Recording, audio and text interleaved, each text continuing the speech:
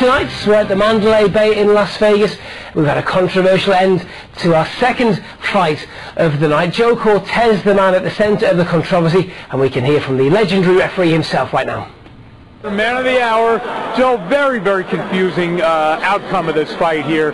Now, tell us exactly why it was ruled the way it was and who made the call. In the dressing room, I tell the fighters, and I refereed over 150 world title fights, I tell them, if you hit your opponent while he's down, it's going to cost you points or you may be disqualified.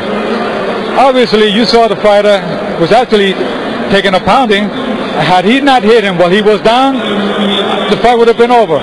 But he hit him while he was down. And the rule says, you hit him while he's down, it's going to cost you points, he may be disqualified. I had no choice but to disqualify the champion. All right, now you guys had a long conference over there. You know, the athletic commission guys were there, the WBC supervisor was there. What kind of things were being discussed? Well, you know, the doctors, we want to know what the doctor has said. Was he able to continue because of the blow to the head? And obviously the fighter was, you know, it was hit pretty hard behind the head. And you know, as a referee, safety comes first. If I let the fight continue and something happens to that fighter, then they're going to say, Joe, why you let it continue after he got hit with the way he was, and he was obviously already hurt. So, Joe, did you recommend to them that Soto be disqualified, or was it a group decision? No, that's a ruling.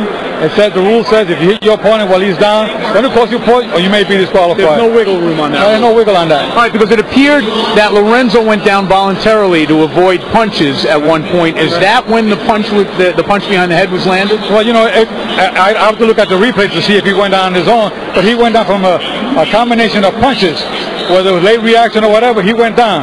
When the man goes down, you can't hit it while he's down. All right, because it appeared, now like I said, you don't have the luxury of the replay. It appeared that Lorenzo took a knee voluntarily and that Soto's punch was in the process of being delivered anyway, and it didn't appear to hit him all that hard on the replay. Now, you saw it differently than we did. Yeah, it seemed to you like it was a deliberate hard punch. Well, from my angle, it looked like a hard punch, and obviously he reacted to it, and from where I was, my angle, the position where I was at, he got hit behind the head. All right, Joe, thanks so much for giving us the time. Thank you, and remember, safety is first. Absolutely right. Joe Cortez, the referee here. You heard his reasons why. He's fair, but he's firm, and he made a firm decision on this one, guys. Back to you. So Joe Cortez making a fair but firm decision. What did you think? Steve Bunce doesn't agree with that. Firm. Andy, let me just tell you one thing. First of all, Joe Cortez says, and I quote, I had no choice. I had no choice, had to disqualify him. And from my angle, it looked like a hard punch. If you had no choice, you had to disqualify him. And if it looked like such a hard and devastating punch, two things, and Wally Matthews mentioned it earlier in the commentary. Why wasn't the ring flooded with medical staff attending to a guy who'd been hit on the back of the head? And secondly, Joe did have several choices, because he went and spoke to every single body at ringside.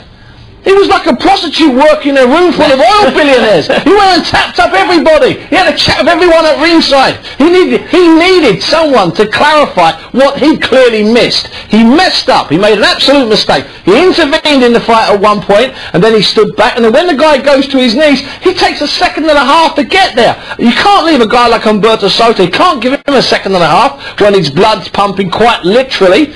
Joe Cortez made a terrible error there, a bad call, and he's trying to front it out. But sadly, we can watch it, you can replay, you can just keep watching it. He made a mistake, and to say he had no choice is rubbish, because you would disqualify him straight away. Let me tell you something, when a guy gets disqualified in this country for a deliberate headbutt or a low blow, it's over. When he's on the floor, or you hit someone on the floor, the referee goes bang like that. You don't leave him in the corner bleeding and writhing around, looking like a bull that's been killed in a Madrid bull rink.